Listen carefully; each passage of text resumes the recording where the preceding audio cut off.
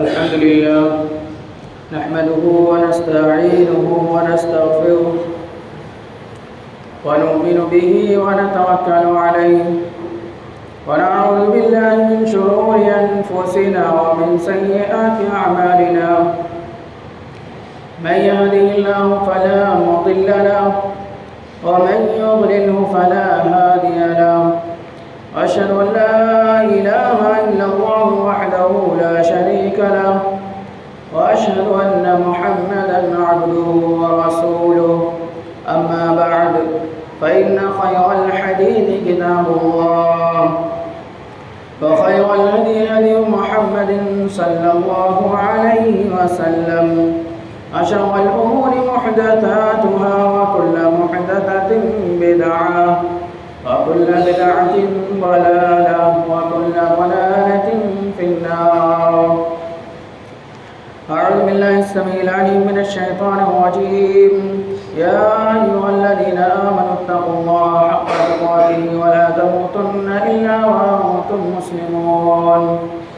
يا أيها الناس اتقوا ربكم الذي خلقكم من نفس واحدة وخلق منها زوجها وبث منهما رجالا كثيرا ونساء واتقوا الله الذي تساءلون به والأرحام إن الله كان عليكم رقيبا.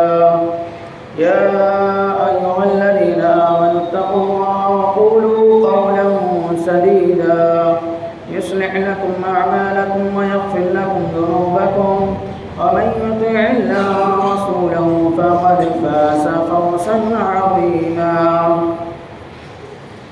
حاضرین جمعہ، قابل احترام بزرگوں، نوجوان ساتھیوں اور ملت کی پردہ خواتین، تمام قسم کی تعریفات کی بریائی بڑائی اللہ وحدہ لا شریک خالق کائنات اور مالک ارض و سما کے لیے ہیں. بعد ان کی درود و سلام نازل ہو تمام انبیاء کرام پر اور خصوصاً اللہ کے آخری نبی جناب محمد رسول اللہ صلی اللہ علیہ وسلم پر. سامعین، موضوع چل رہا ہے موت سے لے کر حشر تک اور قبر کے حالات آپ کو بتلائے گئے تھے. مرنے کے بعد والی جو زندگی ہے اس کو برزخی زندگی کہا جاتا ہے، جو قیامت سے پہلے تک کی زندگی ہے. یعنی مرنے کے بعد دوبارہ اٹھائے جانے تک کے جو بھی حالات اور جو بھی زندگی ہوگی اس کو برزخی زندگی کہا جاتا ہے. چاہے کسی کو قبر میں دفن کیا جائے یا دفن نہ کیا جائے، موت سے لے کر جب تک اسے دوبارہ اٹھایا جائے گا تو اس کی برزخی زندگی ہے. تو برزخی زندگی کے اندر لوگوں کے کیا حالات ہوں گے، اس سلسلے میں چند باتیں آپ کے سامنے آج میں رکھنے کی کوشش کروں گا. سامعین اکرام، خواب نبوت کا 40واں حصہ ہے اور کسی کو بھی سچا خواب دکھ سکتا ہے. اللہ تعالیٰ کسی کو خواب میں کچھ بھی اشارہ کر سکتا ہے، لیکن خواب کی بنیاد پر دین کا کوئی فیصلہ نہیں ہو سکتا. کسی کے خواب کی وجہ سے جو چیز دین میں حلال ہے وہ حرام نہیں ہو سکتی اور جو حرام ہے وہ حلال نہیں ہو سکتی. چونکہ آیت نمبر 3 سورہ مائدہ کی روشنی میں دین مکمل ہو چکا ہے پیارے نبی جناب محمد رسول اللہ صلی اللہ علیہ وسلم کی زندگی میں، لہذا اب کوئی خواب دیکھے کہ میں نے خواب دیکھا ہے، میں یقین کی حد تک پہنچ چکا ہوں، لہذا میرے اوپر نماز معاف ہو گئی ہے، تو ایسا نہیں ہو سکتا. یا اسی طرح سے کوئی بھی خواب کی بنیاد پر فیصلہ نہیں کیا جا سکتا. اور انبیاء کرام کا خواب وحی کی چوتھی قسم میں سے ایک قسم ہے. وحی کی 4 اقسام ہیں، ان میں سے ایک قسم وحی کی کیا ہے کہ نبی صلی اللہ علیہ وسلم کو یا کسی بھی نبی کو اللہ تعالیٰ خواب میں کوئی چیز دکھلا دے. تو بخاری شریف کی 7047 نمبر کی حدیث ہے. سمرہ بن جندب رضی اللہ تعالی عنہ حدیث کے راوی ہیں.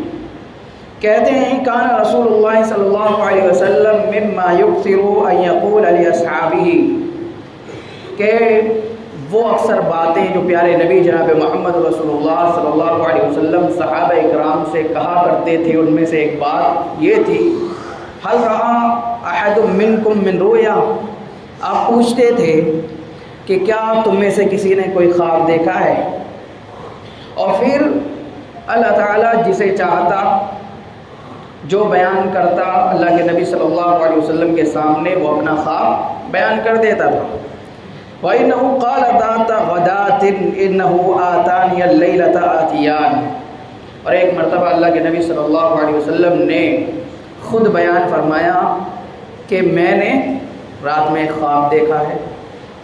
صبح کو آپ صلی اللہ علیہ وسلم لوگوں کی طرف متوجہ ہوئے اور فرمایا کہ رات میرے پاس دو آنے والے آئے، خواب کے اندر دو آنے والے میرے پاس آئے، وَإِنَّهُمَا ابتعثانی، اور انہوں نے مجھے اٹھایا، مجھے جگایا، وَإِنَّهُمَا قَالَ لِي انطلق وَإِنِّي انطلقت مَعَهُمَا، اور دونوں نے مجھ سے کہا کہ چلیے ہمارے ساتھ۔ چنانچہ میں ان دونوں کے ساتھ چل پڑا، وَإِنَّا أَتَيْنَا عَلَى رَجُلٍ مُرْتَجَعٍ، ہم سب چلتے چلتے ایک آدمی کے پاس پہنچے جو لیٹا ہوا تھا، وَإِذَا آخَرُ قَائِمٌ عَلَيْهِ بِصَخْرَةٍ، اور ایک دوسرا آدمی اس کے اوپر کھڑا تھا جس کے ہاتھ میں ایک بھاری سا پتھر تھا۔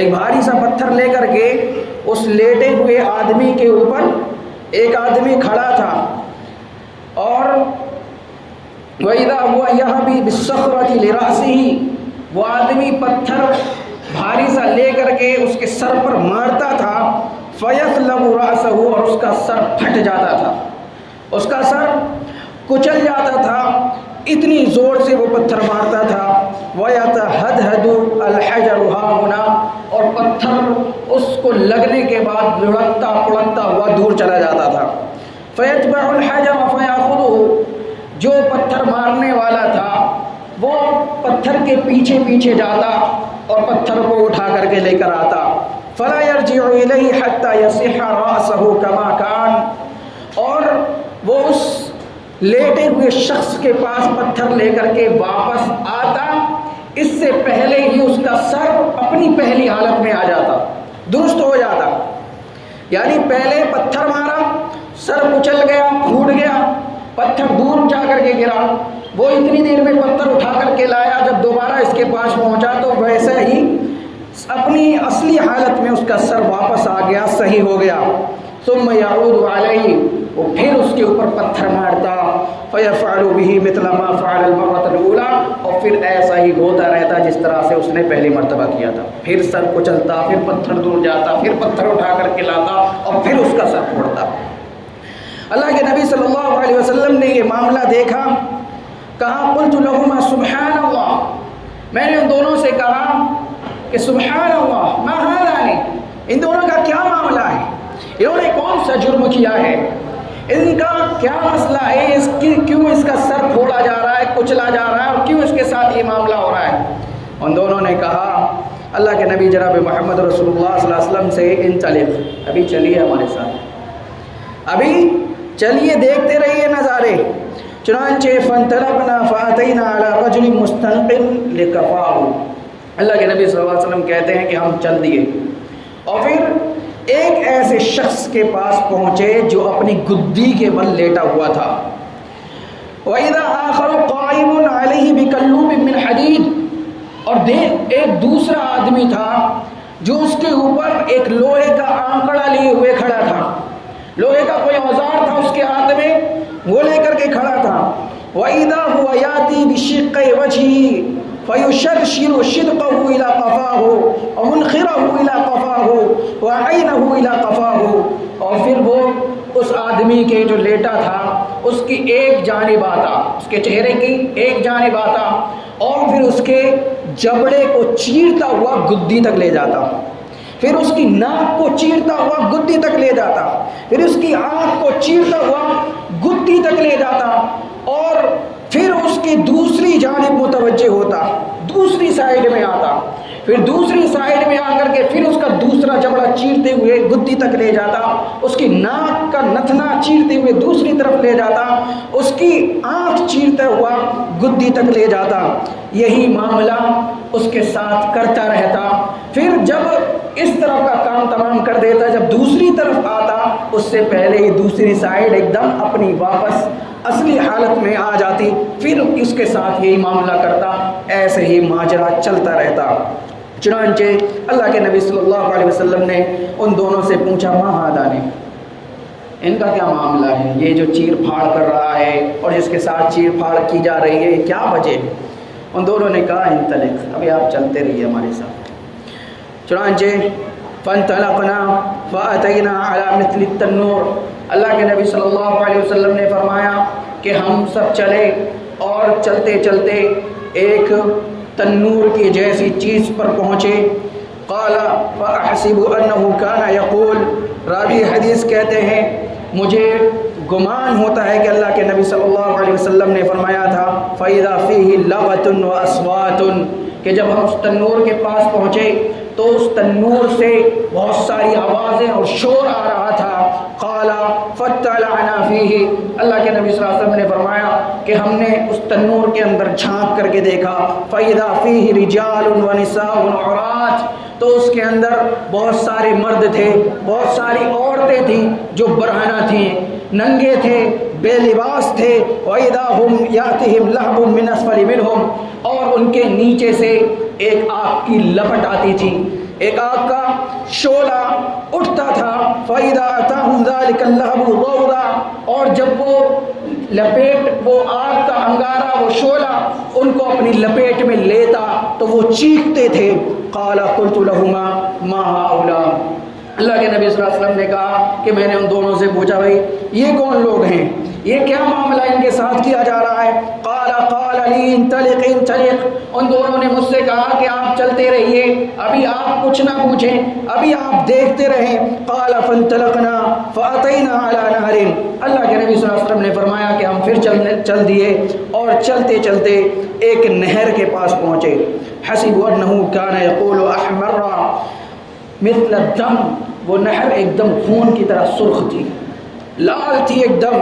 وَإِذَا فِي النَّارِ رَجُلٌ سَابِحٌ يَسْبَحُ مَا يَسْبَحُ، اور اس نہر کے اندر ایک آدمی تھا جو تیر رہا تھا، اس نہر کے اندر ایک آدمی غوطہ لگا رہا تھا۔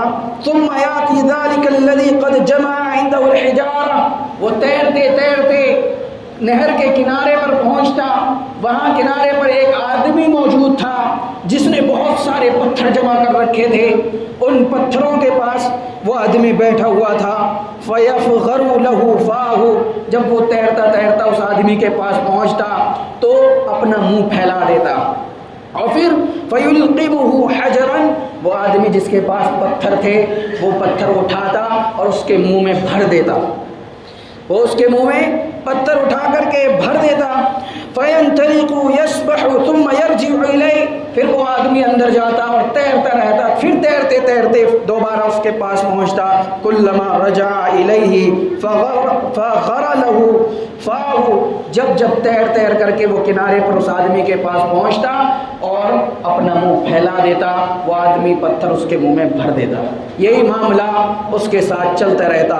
چنانچہ اللہ کے نبی صلی اللہ علیہ وسلم نے ان دونوں سے پوچھا، ما ہذا نے، ان دونوں کا کیا معاملہ ہے، انہوں نے کون سا جرم کیا ہے، یہ کیا ماجرا ہے، ذرا مجھے بتائیے۔ ان دونوں نے کہا، انطلق انطلق، ابھی آپ چلتے رہیے۔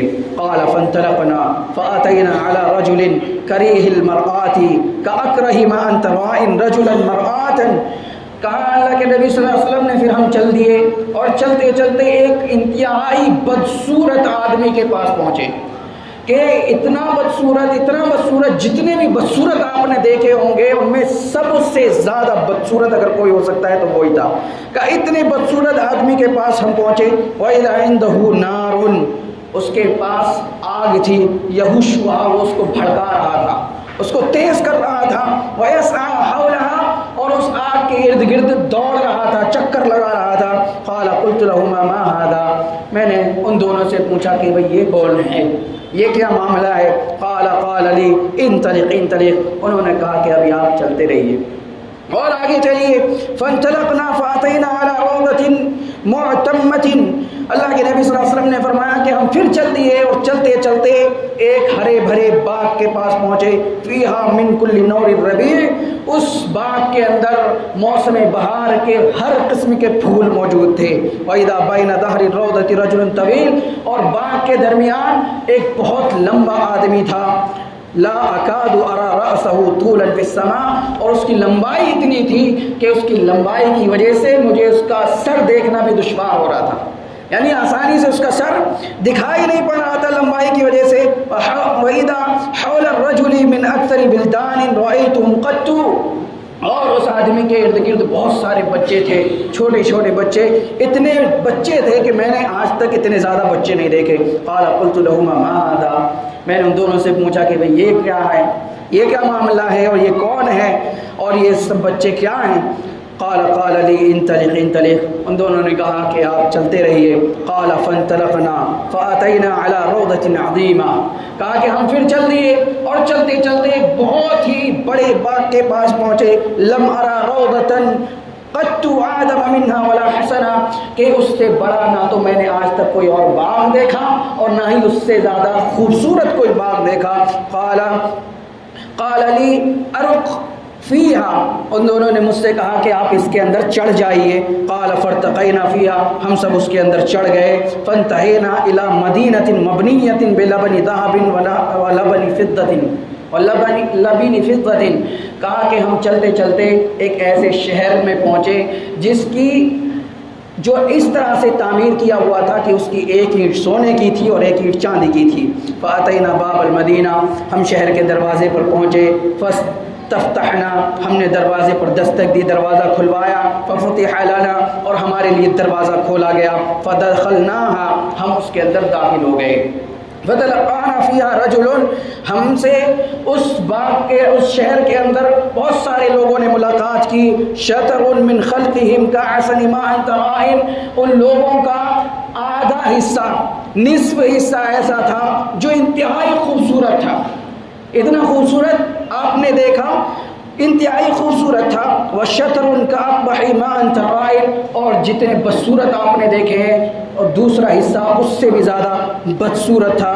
قال لهم اذهبوا فقعوا في ذلك النهر، تو جو دونوں لوگ نبی کریم صلی اللہ علیہ وسلم کے ساتھ تھے انہوں نے ان سب لوگوں سے کہا جو آدھے خوبصورت تھے اور آدھے بدصورت دکھائی دے رہے تھے، کہا کہ اس نہر کے اندر آپ غوطہ لگائیے۔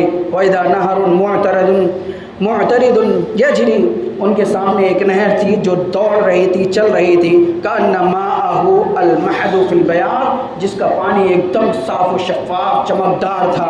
فذهبوا فوقعوا فيه ثم رجعوا الینا، وہ سب کے سب اس نہر کے اندر گئے اور اس میں غوطہ لگانے کے بعد جب واپس ہمارے پاس آئے، قد ذهب ذلك السوء عنهم، تو ان سے وہ بدصورتی جو تھی وہ دور ہو گئی۔ فصاروا فی احسن صورت، اور سب کے سب انتہائی خوبصورت ہو گئے۔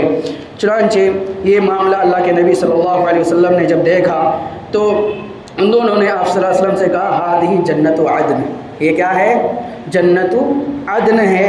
وہذا کا منزل کا، اور یہ آپ کا ٹھکانہ ہے، آپ کی منزل ہے۔ اللہ کے نبی صلی اللہ علیہ وسلم نے فرمایا فسما بصری سعدا فاذا قصر مثل الربابۃ البیضاء، کہ میں نے جب اپنی نگاہ اٹھائی تو دیکھا کہ ایک محل ہے جو بادل کی طرح سفید ہے۔ قال لی هذا کا منزل کا، ان دونوں نے مجھ سے کہا کہ یہ آپ کا ٹھکانہ ہے، آپ کی منزل ہے۔ قال قلت لهما، اللہ کے نبی نے کہا کہ میں نے ان دونوں سے کہا بارک اللہ فیکما، اللہ تعالیٰ آپ کو برکتوں سے نوازے۔ ذرانی فادخلہ، مجھے اس میں داخل ہونے کا موقع دیجیے۔ قال اما الان فلا، ان دونوں نے کہا کہ ابھی آپ کو اس میں داخلے کی اجازت نہیں ہے۔ وانت داخل، لیکن آپ اس میں داخل ہونے والے ہیں لیکن ابھی وہ وقت نہیں آیا۔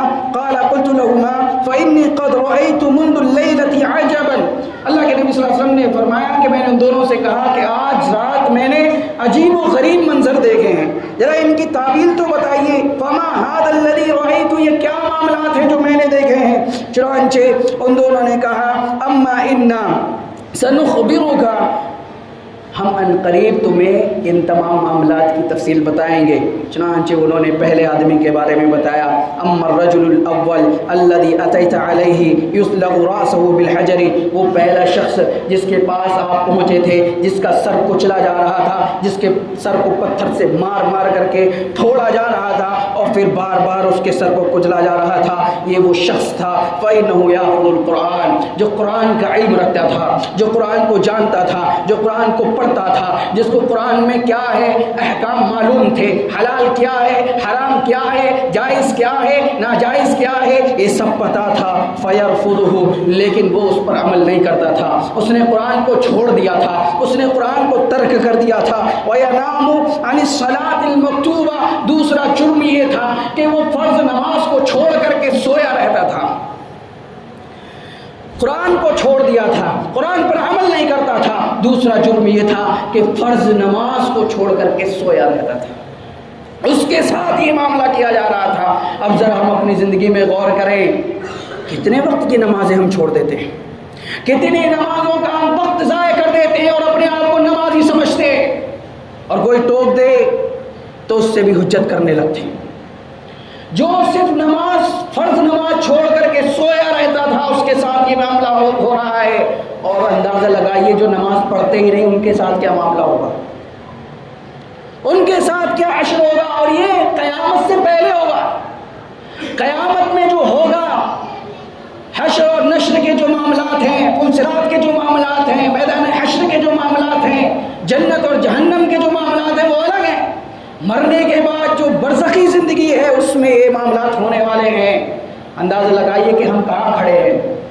آج کاروبار نے ہمیں نمازوں سے دور کر دیا، آج ہمارے اہل و عیال نے، رسم و رواج نے، خاندانوں نے، ذات نے، برادری نے، کاروبار نے قرآن کو چھوڑنے پر مجبور کر دیا۔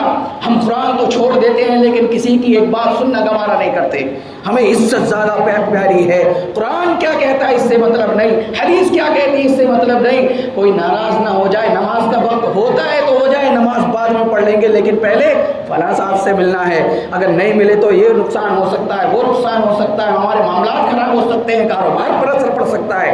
اندازہ لگائیے کہ تمہارا سر کچلا جائے گا، اب بار بار اسی طرح سے پھوڑا جائے گا، یہ کوئی آسان بات ہے؟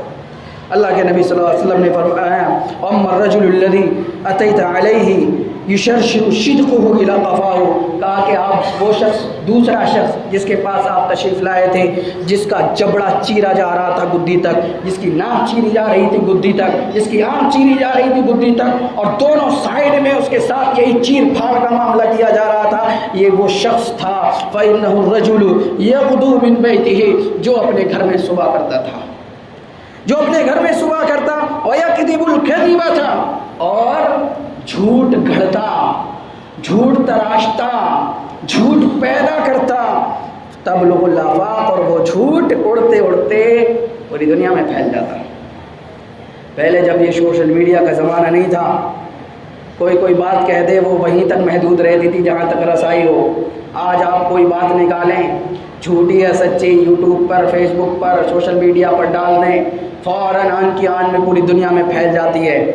ہاں، یہ جھوٹ پھیلانا اتنا بڑا جرم ہے، اتنا بڑا جرم ہے جس کی وجہ سے ہمارے جبڑے چیرے جائیں، ہماری آنکھیں چیری جائیں، ہماری ناک چیری جائے، اور قیامت تک یہی معاملہ ہمارے ساتھ ہوتا رہے۔ اللہ اکبر، کتنا بڑا جرم ہے، اندازہ لگائیے کتنا بڑا جرم ہم کر رہے ہیں۔ اور آج کہتے ہیں نا، جھوٹ بول کر جو کرتا ہے مطمئن، سب کو جھوٹ بول کر وہ خود مطمئن نہیں ہوتا۔ آج لوگ سفر پر نکلتے ہیں، ارے فلاں صاحب کو لے لو، سفر کا پتہ ہی نہیں چلے گا، ایسے ایسے قصے، ایسی ایسی کہانیاں سناتا ہے، وہ ایسے ایسے چٹکلے چھوڑتا ہے ہنسانے کے لیے کہ بس سفر کا پتہ ہی نہیں چلتا، فلاں صاحب کو ضرور لینا ساتھ میں۔ اس طرح سے لوگ مشہور اور معروف ہو چکے ہیں جھوٹ بکنے میں۔ اندازہ لگائیے کہ اگر ہم جھوٹ بولتے ہیں تو ہمارے ساتھ کیا معاملہ برزخی زندگی میں کیا جا سکتا ہے۔ اس لیے اللہ کے نبی صلی اللہ علیہ وسلم نے فرمایا تھا نا کہ جو مجھے بس 2 چیزوں کی حفاظت کی ذمہ داری دے دے، میں جنت کی گارنٹی دیتا ہوں۔ ان میں کیا تھی؟ زبان، جھوٹی سی زبان سے بولا جاتا ہے۔ تو اندازہ لگائیے کہ ہم کہاں کھڑے ہیں اور کس طرح کے جرم کر رہے ہیں، ہماری برزخی زندگی کیسی ہونے والی ہے، نمازوں سے ہمارا کتنا تعلق ہے۔ ابھی 2 باتیں آئی ہیں، انشاءاللہ بقیہ باتیں اگلے خطبہ جمعہ میں بیان کروں گا، لیکن غور کرنے کی ضرورت ہے ہمارا قرآن پر کتنا عمل ہے۔ بھائی ضروری نہیں ہے کہ آپ مدرسے میں جا کر کے قرآن کا علم حاصل کریں تبھی آپ کو قرآن کا علم ہے۔ آپ خطبہ جمعہ سن رہے ہیں نا، آپ کسی پروگرام میں پہنچ گئے، آپ نے کوئی تقریر سن لی، آپ نے کوئی درس سن لیا، اس میں قرآن کی بات آپ کو بتلا دی گئی، بس آپ کو علم آ گیا، اس پر عمل کہاں تک کیا ہے؟ نماز ہر مسلمان پر 5 وقت فرض ہے اور ٹائم کے ساتھ فرض ہے۔ ٹائم نکال کر پڑھنے والوں کے لیے بھی جہنم کی وعید ہے، فویل للمصلین۔ جہنم میں ایک وادی کا نام ہے ویل، وہ ایسے نمازیوں کے لیے ہے جو اپنی نمازوں میں سستی برتتے ہیں، کبھی پڑھ لی، کبھی 1 ٹائم کی، کبھی 3 ٹائم کی، کبھی 5 ٹائم کی تو پڑھی، لیکن ٹائم نکال کر کے پڑھی، ایسے نمازیوں کے لیے بھی جہنم ہے۔ اندازہ کیجئے کہ ہم کہاں کھڑے ہیں، کہیں ایسا تو نہیں کہ برزخی زندگی میں ہمارا سر کو چلا جائے، اور پھر ہم جھوٹ کتنا پڑھتے ہیں۔ جب سے یہ فون آیا ہے، ہم ہیں کہیں، فون آیا بس ابھی 2 منٹ میں پہنچا، اور جام میں پھنسا ہوا ہے، عیدگاہ پر موجود ہے اور کوئی انتظار کر رہا ہے، بس ابھی 2 منٹ میں پہنچا، 2 منٹ اس کے آدھے گھنٹے میں بھی نہیں ہو رہے ہیں۔ کتنا جھوٹ ہم بکتے ہیں۔ اندازہ کیجئے کہ ہماری چبڑے چیرے جائیں، ناک چیری جائے، آنکھیں چیری جائیں، کیا گزرے گی ہمارے اوپر۔ اور اندازہ کیجئے جب ایک کانٹا ہمارے بدن میں چبھ جاتا ہے تو کیسا پورے جسم میں تکلیف ہوتی ہے، اور پھر جب جبڑا چیرا جائے، آنکھ اور ناک چیر پھاڑ کی جائے تو کیا معاملہ ہوگا، اندازہ کیجئے اور عبرت حاصل کیجئے، اس زندگی میں سدھار پیدا کیجئے، نمازوں کی پابندی کیجئے، قرآن پر عمل کیجئے، اور جھوٹ سے پہلی فرصت میں توبہ کر لیجئے۔ دنیا کا نقصان ہوتا ہے ہو جائے، مال کا نقصان ہوتا ہے ہو جائے، لیکن برزخی زندگی میں عذاب نہ ہو، کیونکہ قیامت تک ہی معاملات ہونے والے۔ اللہ تعالیٰ سے دعا ہے کہ اللہ تعالیٰ ہمیں برزخی زندگی میں چین و سکون نصیب فرمائے، اور ہر قسم کے عذاب سے ہماری حفاظت فرمائے، اور ہمیں اس دنیا میں رہتے ہوئے برزخی زندگی کی کامیابی کی تیاری کرنے کی توفیق عطا فرمائے۔ آمین۔ وآخر دعوانا الحمد للہ رب العالمین۔